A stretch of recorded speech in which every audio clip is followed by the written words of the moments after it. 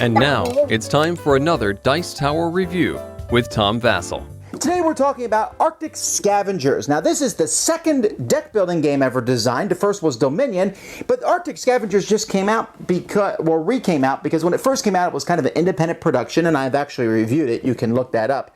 And I said it was a pretty neat game, just didn't have enough meat on its bones. But then Rio Grande picked it up and for some reason took forever to get it out on the market, but now it is. In Arctic Scavengers, it's the future, the year 2097. I'll be dead. The entire Melody will be 97. But the whole Earth is destroyed, cataclysmic, post-apocalyptic. You have a group of survivors and are trying to keep them together using the deck building mechanic. Let's see how it works.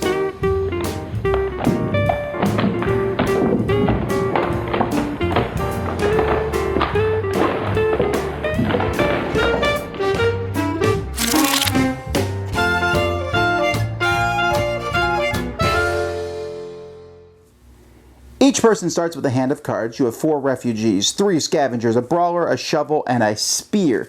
You will shuffle these cards into a deck. Meanwhile, out in the middle of the table, you have 8 different mercenary cards that are out there, and then you have these here. These are called contested cards, and then here you have a junkyard deck. And so what you'll be doing over this game is you'll be hiring mercenaries, you'll be fighting over contested resources, and you'll be digging through the trash of the junkyard, hopefully finding things that you need. On your turn, you'll have 5 cards that you'll draw. You'll take a look at these cards, but before you go, one turn is everybody going, and one person each turn is going to be the initiator. They're going to have this card, and that will be passed around the table because this really matters. Turn order matters, and the initiator also gets to look at the top contested resource. He says, aha, it's a tribe family that's worth 5 people. These are victory points at the end of the game, how many people you have in your deck. So they're worthless, to help do anything but points. So he knows that. Then he looks at his cards and he plays, and everyone else will play following him, maybe looking at his lead. You're able to take some actions on your turn depending on the icons on the card. There's different icons on the sides of each of the cards, and some cards give special abilities. None of your starting ones do, but if you hire mercenaries, maybe they do. As the game progresses, any cards you get, contested resources or these, are put in your discard pile, as well as your hand in between turns, and then you'll be drawing 5 new cards. If you need to draw cards and there is none, you shuffle your discard pile, and you have new cards to draw. Now, when you play these cards, one of the actions you can take, it's not on these cards, but here it might be on a scout and other cards, is you can draw more cards from your deck into your hand. This lets you draw 2 cards. Some cards have pluses on them, so I could send out scout with group leaders and draw 4. You can only do each action once per turn. Then there's dig. You can see that the brawler has a dig of 1. The refugees have a dig of 0, but I can give one of the refugees a shovel, and now they have a dig of 2, so I send them out together, and they dig for 3. That lets me draw the top 3 cards off of the scavenger of the junkyard, and you see I get a net, pills, and multi-tool, and I can keep one of these. Well, the net adds 2 to hunting and fighting, the multi-tool adds 1 to 3 different things, but the pill gives me medical capability. So I'm going to take that. I'm going to take the pills. Some of the cards in the junkyard are simply junk, and they're worthless. So when you draw those, too bad. And as more cards are drawn from this pile, it's going to get progressively worse. And you can see there's lots of pills and multi-tools and junk and spears and shovels and nets. And there's nothing really fantastic in here, but, it does help you as the game progresses. You can also hunt with your people, and when you hunt, you can see that this spear adds 1 hunting, so I got to send a refugee out for hunting of 1. Hunting gives you food, which is a currency to use to hire the different resources here. Each of these special guys here, like the sniper team, cost 2 medical resources and 2 food. Group leaders, same thing. Sniper, 1 medical and 2 food. Saboteur, 1 medical and 1 food. You can see how important it is to have medical stuff. Hunters, same. The thugs, any combination of 6 food and medical things. More scavengers are 1 food each, and brawlers are 2 food. So I will use those to add more mercenaries to my deck. After everybody has gone through their actions, and you can dig once, hunt once, buy mercenaries, draw more cards, any cards that you've left over in your hand, you will count up the fighting value of them. So if I'd kept all the cards in my hand here, I would only be able to equip the brawler with one weapon, so I'm going to equip him with the spear, and I have a fighting value of 4. Whoever has the highest fighting value will get that top contested resource. There's all sorts of cool resources in here, and many of them are worth points as the game goes by. Field Career is worth 4, and he's 2/2/2 in the different abilities. I might find a sled team, a wolf pack, or my favorite, the grenade, which adds 3 to fighting, and that's it. So these are neat things you can add, and there's also a way to trash cards from your hand. I've often got rid of refugees, mostly because they were slowing me down. The game has different modules that you can add. Each of these modules adds a few things. For example, you can add these 3 gangs out here, and the gangs will join. For example, the farmers here they're worth 5, and at the end of the game they join whoever has the most meds. The gearheads here join whoever has the most tools at the end of the game. You can also add some more stuff into the junkyard, these rifles, which are really fantastic, and toolkits, which help increase your build as time goes by. You can also add medics, a new kind of mercenary, and they can save people from snipers.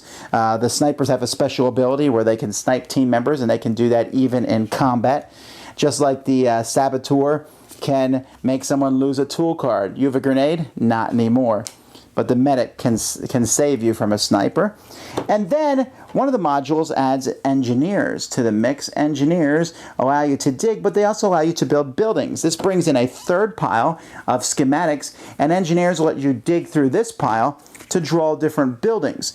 Once these buildings come out, you'll put a certain number of cards in play, and each turn you take a card off. This one will take 5 turns, and then the building's in play. Although you can pay people and tools to get it into play faster. And then these stay in front of you and give you permanent abilities. It allows tribe members to be stored. You can stick them under here and then retrieve them prior to skirmish. Or here this gives you a food every turn. Here you can store weapons. Pharmacy, you can store medical cards. And so these buildings are a nice addition.